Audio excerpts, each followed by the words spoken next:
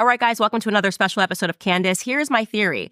I believe that the elites are aiming for clinical retardation. I'm not kidding. I believe that if somebody produced a study right now and said, don't drink water, 50% of people in the world would perish. They would die because they would suddenly just stop drinking water because the data says don't drink water. And obviously, I've showed you guys many times in my podcast, my favorite clip on the internet this year because it explains exactly my philosophy in life. It's the reason why we designed the second edition of the Candace Cups to say, don't care, built different. It's very important for you guys to take a listen to Andrew Tate explaining what we can garner from the data, as he says. Take a listen. I'm glad I'm super rich.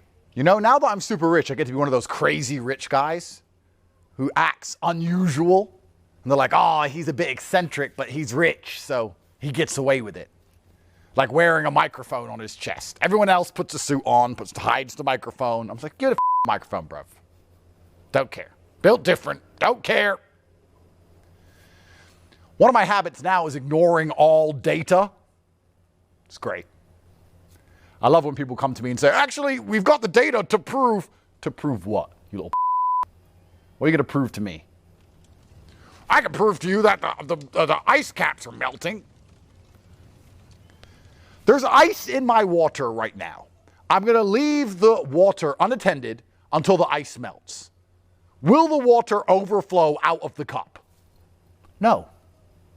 Why are all the richest, most important people in the world who are pushing this scam buying beachfront homes? Oh, but the data says. The data's from the Matrix, and you are the Matrix, and the Matrix is full of lies. Anyone who actually analyzes data nowadays proves they're a dumbass. Have you seen that graph thing, that meme, where you have the most stupid people and the most intelligent people do the same thing? Then you have the midwit in the middle. Data is for midwits, you know? Well, the data says. Yeah, the data says. Well, actually, I guess statistically, the pharmaceutical company who sells the jab made the data. Why are you even reading it? Why are you reading it? There were stupid people who sat there and said, the jab's made of 5G cellular data. And then there was extremely intelligent people like me who said, I don't trust these motherfuckers. And we both didn't get the jab. All the people in the middle were like, well, the data says, and the news said. They wouldn't just make us all take a jab for no reason. Jabby jab, jabby jab. If you even look at data nowadays, you're a dumbass. You should just know. Street smart people don't need data. We've just been around. You know? I've just been around. I just know things because I've just been around on the street. If somebody's trying to give you something for free so desperately, it's probably a trap. When you're street smart like me, you're on the corner. You, your boys, some bitches. Guy comes up to you, goes, you want a hamburger? Not really. Hamburgers are good for you. If you don't eat, you'll die. Yeah. You should really have this hamburger. I don't want it. If you don't have this hamburger, you're going to lose your job. I'm going to lock you in your house. I don't trust him or his hamburger. Why were you people like, well, do you have a study about this hamburger? Do you have some data on the hamburger? Oh, it says that protein's good for you. Give it to me. Dumbass. The guy who got the hamburger is trying to force it down your neck, pulled a study out of his. It's perfect. We're going to jump right into a conversation with, I've watched it too many times. Well, it's kind of funny because you probably have this also. You have a point of view and people say to you, where do you get this point of view? Why can you think that? What source does it come from? I've been around. How can you think anything else? You know, and I'm not one to get in trouble, but I recently watched your show when you were talking about Macron, wife, husband, whichever one it was. The dude. And people were saying to me, Andrew, what do you think about that? And I said, well, yeah, 100% his wife is a man. And they said, why? It's like, because he looks like a little you can see it. So what more do you want to see? You can see on his face. You could see on Macron's face that he's exactly the kind of person who would be groomed by a man. Mm-hmm. So it's obvious. And then it's the common sense aspect where they're like, first and foremost, they are producing no evidence to the contrary. 30 years, not a single picture of this person exists. Yep. We have plenty of pictures of his brother who suddenly went missing at the exact same time that Brigitte was born at the age of 30. Yep. And people don't have that common sense to go, wait, that is quite strange. Why are they not able to just easily debunk this? And instead, you're going to call everyone else crazy. And the thing that should terrify people is the fact, which you describe it as the matrix, I think that actually is the right term, is that the matrix works overtime to make it seem as though the people who recognize the insanity, recognize the homosexuality, recognize the pedophilia are in fact the people that are crazy. Like it's a complete inversion of what's actually happening. And the saddest thing is that it works. I mean, where did Macron even come from anyway? I remember that French election. I'm certainly no expert on French politics, but I remember he popped up out of nowhere. Some globalist, he was a lawyer or a banker or something. They just put him up there and then he won. The last French election, Marine Le Pen was winning and then, she lost.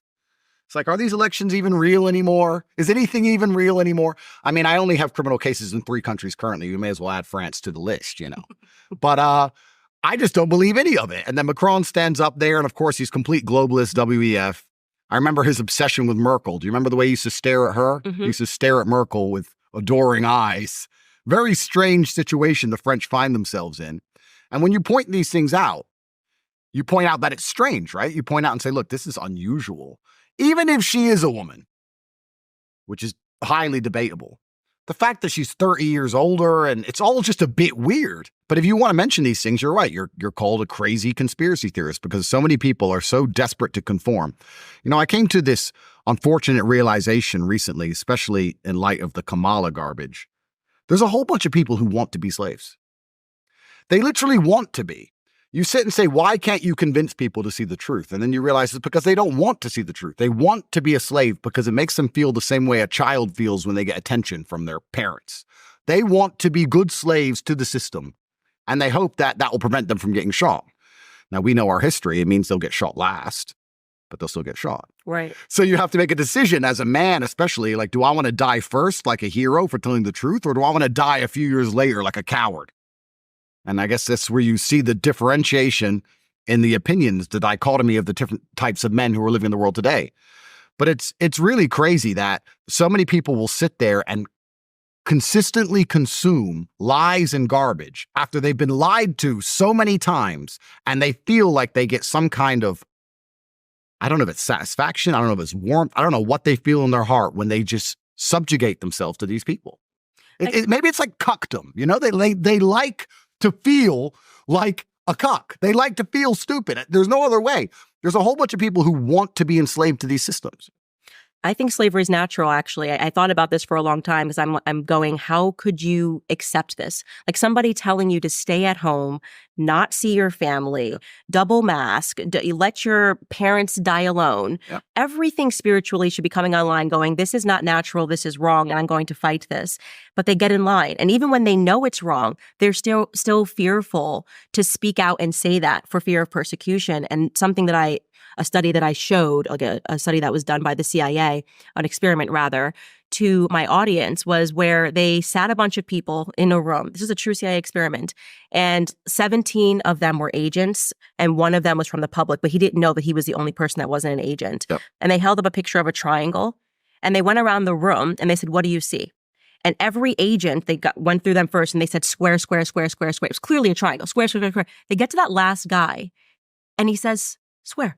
Yep. Knowing fully that he is seeing a triangle. Yep. So what they understand is that peer pressure, like the psychology of peer pressure is a real thing, but it's stunning to me that grown men succumb to this. There's something that's unbelievably wrong about that. Yeah, completely. And that's why they attack masculinity so heavily, because truthfully, as a man, if you have an opinion which is different to other men, it crosses your mind, you might have to fight. That's just how it goes, right? So if you're a man and you sit in that room and 17 men say it's a square and you know it's a triangle, you're probably looking them up and down going, can I beat them all? Now me, I'm built different. I'll be like, that is a triangle, sir.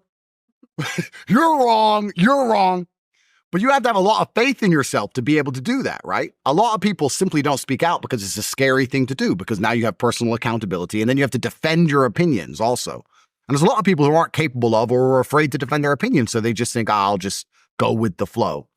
And that's the actual mess we're in. I don't think the mess is so much conservatives against liberals or the sane against the insane. It's this ether in between of people who are just like, it doesn't matter, and I'm not interested in politics, and they're just going along with the system.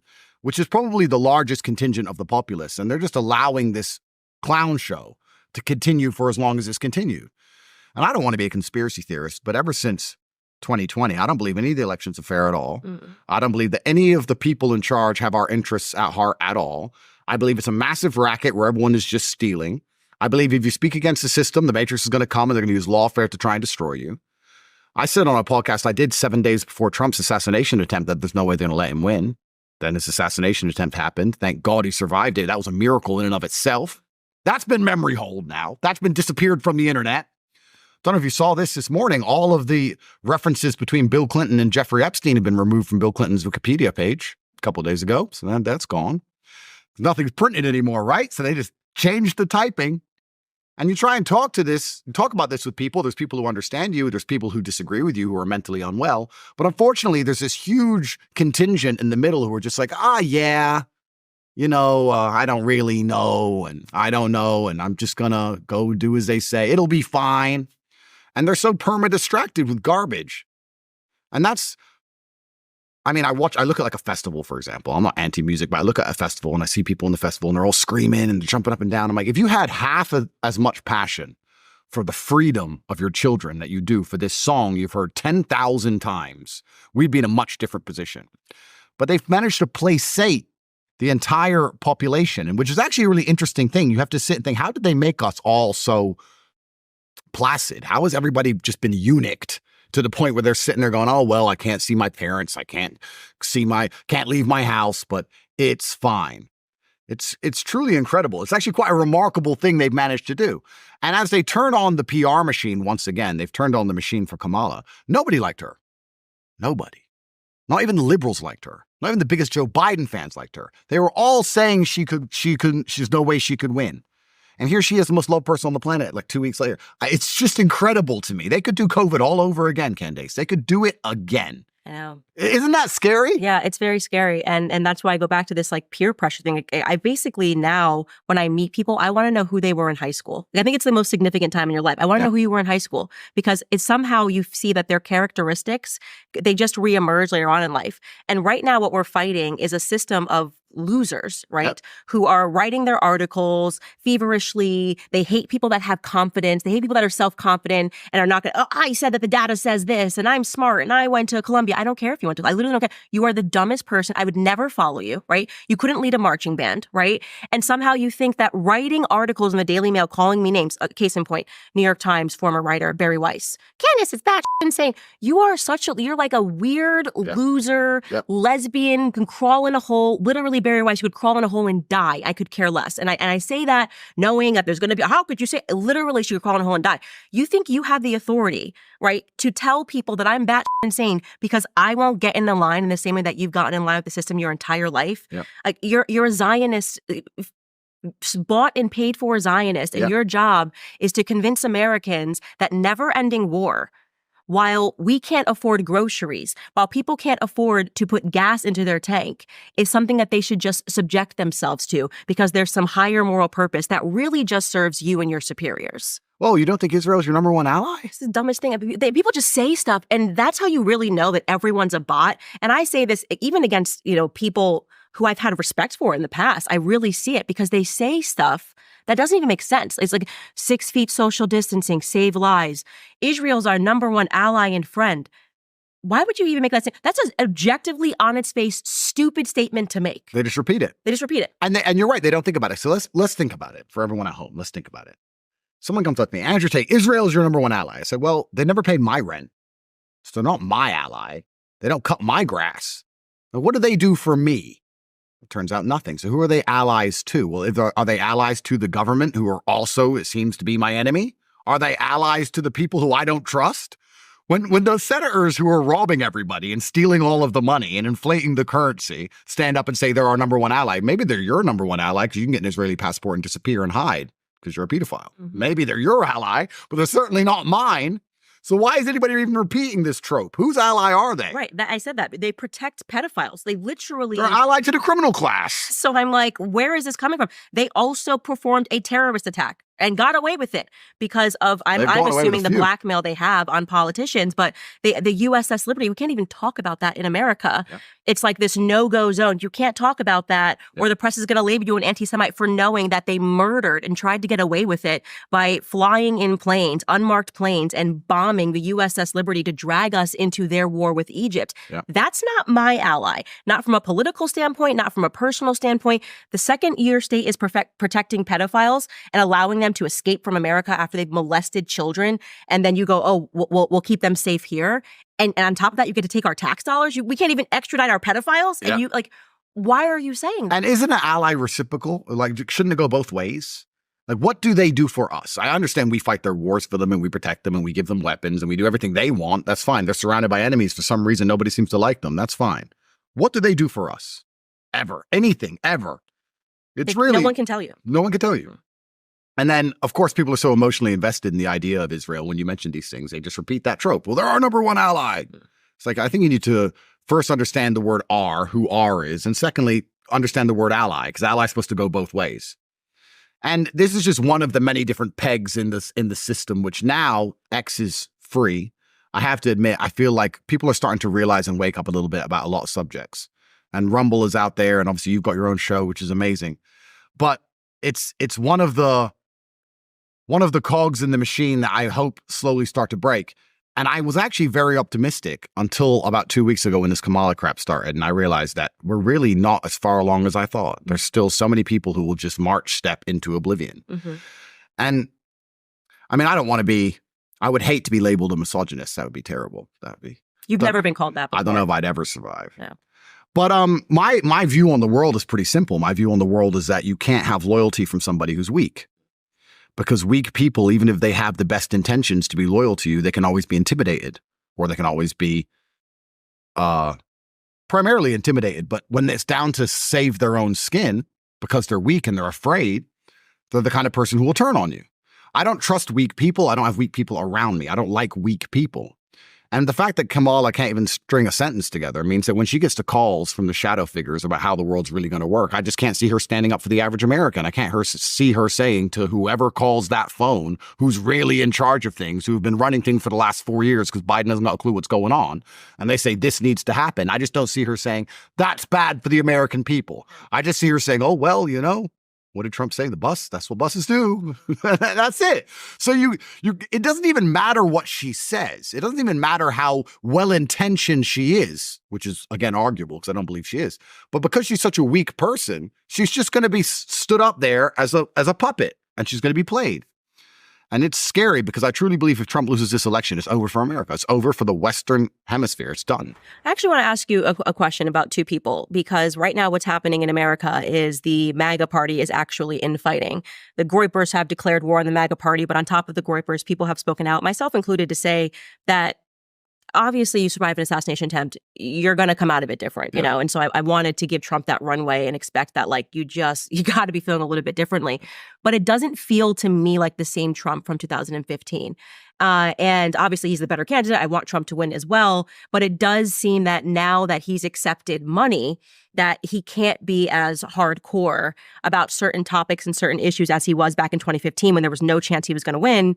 You know, allegedly no chance he was going to win. And also nobody would give him money and no one would give him any airtime. And now it feels like, I don't know, like they've kind of, I don't want to say like buck broken him, but there's definitely a lot of consultants around money kind of always being the root of lies and evil, and I believe lies by omission, not saying things that you would say because, oh, well, this person just cut you a $50 million check. Yeah. So I maybe stay away from that subject because that person is, you know, from Romania and these are the Romanian interests. So, you know, good country choice there. Yeah, it's a great country choice. Yeah, smart.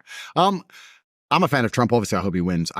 My view on it, if I had to guess, and of course, I have no data to back this up. I've just been around. Trump ran with a scorched earth policy, and he got into power, and they tried the whole Russiagate garbage. And I think Trump actually, in many ways, was very soft in his first administration, and he believed to a degree he could reason with these savages, and he thought that, you know, I should put Hillary in jail. I should do these things, but they'll take Trump Tower off me and they'll hit me with endless lawfare and it's going to be a mess. And I built this whole conglomerate of real estate and money, and I'm still American and my kids live here. And if you really declare war with the deep state on that level, my children are going to end up in trouble. And there's a whole bunch to consider. So he tried to be nice to them. And then he realized that doesn't work because they rigged the election. When he left, they rigged the election. They keep hitting him with lawfare to try and stop him being president again. And I think there was part of his mind that said, you know what? I'm really going to get back into administration and teach these guys a lesson. And then I think something happened. Someone came along at some point, and I think perhaps that deal was done. And they said, look, you won't go to jail. Trump Tower will stay standing. Your kids will be safe in America. Everything's going to be okay. But you're going to have to bend on these few things. Mm-hmm. And I think that perhaps, I mean, fatigue makes power. Napoleon said it. Fatigue makes cowards of us all. And he's certainly no coward. But it's amazing how daily war can grind you down. I can talk from personal experience. After 3 years of every single day you're fighting, and that's what they do. They know that you're too powerful a person to take out with one hit, so they just, it's like hyenas on a lion, you know, and they just bite. If I had to guess, I'm still praying for a Trump victory. I still think he's going to be the best president. I still think he's going to do his very best. I just feel like somewhere along the line, something has been agreed to prevent post-presidency or post-death for his empire and for his children. There seems to be some kind of deal somewhere. Again, I have no data on this. I've just been around. I feel like, and you look at the streets, let's talk about the streets, right? And the gangs, and they're out and they're all killing each other. And then eventually you see one gang member walk past another gang member and they don't kill each other. And you're like, something's been talked about now. It was different before. And it just kind of feels that way to me. I don't know exactly what the deal is. I'm not even going to say that I blame the guy for taking it. But some kind of agreement's been made, I feel like. I feel the same, and I'm wondering if you do as well. Elon Musk seems a little bit different too. And I will admit, I was kind of all in on Elon Musk. Like I really thought, and I still give him tons of credit, but he has fought a war that few people will ever understand really what he went through to really rescue speech at a moment where it was going to be the darkening. It was over. If they had gotten Twitter, it would have been done. And we saw what was happening, obviously, with all the COVID stuff, taking videos down of people talking about their own experiences with the shot. And then Elon Musk rescued Twitter, and he went to war with that. I mean, you remember him on stage screaming at I think it was Bob Iger of Disney, and saying, you're not going to blackmail me and do all of these things. And now it seems, and I don't want to say that he's been blackmailed at all, but I just feel like it's a different Elon. And it could be what you're speaking about. Day in and day out, there is going to be some sort of a fatigue that manifests of having to fight people with a tremendous amount of power who do not let up one single day. Oh,